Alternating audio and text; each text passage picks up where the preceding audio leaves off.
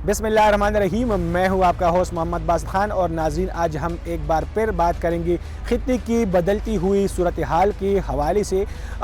2 दिसंबर को एक वाक़या हुआ था और अफ़गानिस्तान में पाकिस्तान की नाज़िमुल उमूर जो है उबैदुर्रहमान निज़ामानी, उन पर एक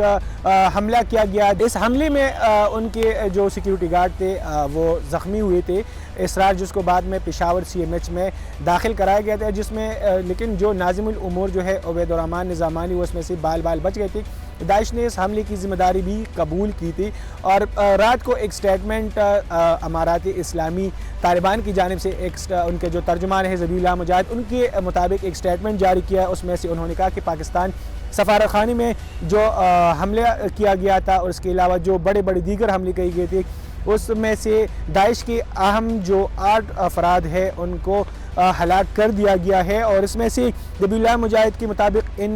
ठिकानों की अगर बात की जाए तो 3 ठिकानों पर दाइश की हमले की गए अफ़गानिस्तान के मुख्तलिफ मज़ाफ़ात में, और उसमें से 8 दहशतगर्द जो है उसको हलाक की गए, जबकि उनके जहाँ पर हमले किए गए वहाँ से भारी मक़दार में असलहा भी बरामद किया गया है। और साथ में उन्होंने ये भी दावा किया है कि 7 जो अफराद हैं उनको हिरासत में भी लिया गया है, उनको गिरफ़्तार किया गया है, जिसमें से गैर मुल्की भी शामिल है। तर्जुमान के मुताबिक ये भी है कि हलाक होने वाले दहशतगर्दों में गैर मुल्की भी शामिल थे। और उन्होंने ये भी वाज़ किया कि इन दहशतगर्दों से मज़ीद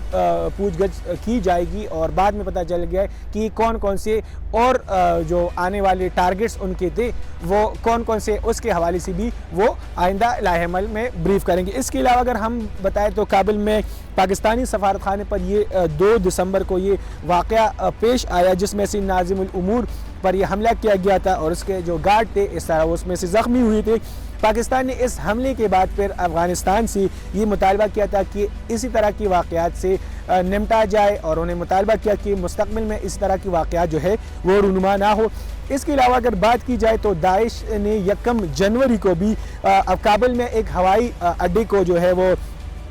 धमाके से उड़ाया था और इसमें से बैनुल-अक़वामी हवाई अड्डे, ये 26 अगस्त सन 2021 की बात है, जब तालिबान ने उसी वक्त अपना जो है वो नया हुकूमत जो है संभाला था और यहाँ पे उनके और इस धमाके में तकरीबन 85 से ज़ायद अफराद जो है वो हलाक हो गए थे। ये तमाम तर सूरत हाल थी जिस पे हमने बात की। और इसके अलावा अगर पाकिस्तान की बात की जाए तो पाकिस्तान में भी जब से तालिबान हुकूमत ने हुकूमत संभाली है तो पाकिस्तान में भी हालात कशीदा हो गए हैं। और तहरीक तालिबान पाकिस्तान की अगर बात की जाए तो तहरीक तालिबान पाकिस्तान भी एक मुनज़्ज़म ग्रोह की शक्ल में अभी पाकिस्तान में मौजूद है और जिनके नेटवर्क जो है अफ़गानिस्तान में मौजूद है। इसी हवाले से राना सनाउल्लाह ने एक निजी टेलीविज़न से बात की थी। उन्होंने कहा था कि हमें पता है कि तहरीक तालिबान जो है वो इस वक्त अफ़गानिस्तान में जो है वो एक्टिव है, उनके जो ठिकाने हैं वो भी हमें पता है और अगर ये सूरत हाल इसी तरह रही तो हम उनको निशाना बना सकते हैं। लेकिन बाद में उन्होंने इस खबर की वजाहत भी की, क्योंकि अफ़गान हुकूमत की जानिब से इस खबर पे रद्द अमल सामने आई। अमारात इस्लामी ने इस खबर के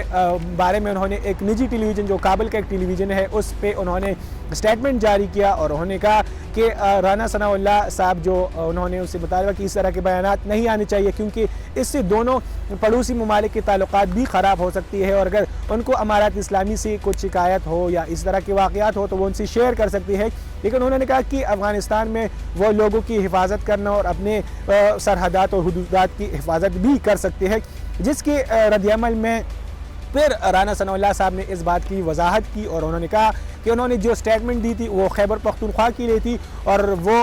अफ़गानिस्तान के साथ अच्छे ताल्लुकात चाहते हैं और वो इसी पे ज़ीरो कंप्रोमाइज़ करेंगे जो भी दहशतगर्दी के वाक़यात है। और इसी हवाले से उन्होंने ये भी बताया कि अगर सूबों को भी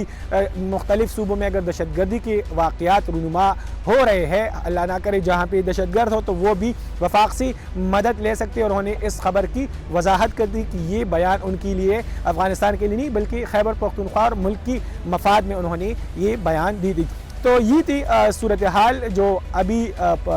एक्चुअली पाकिस्तान में है और ख़ित्ते के अमन के लिए ज़ाहिर सी बात है कि जो सियासी जमातें हैं वो बिल्कुल फ्रंट लाइन की तरह मौजूद है अपनी सिक्योरिटी फोर्सेस के साथ। और ये भी बात याद रहे, जब से अफ़गान तालिबान ने साल 2021 में हुकूमत संभाली तो उस वक्त से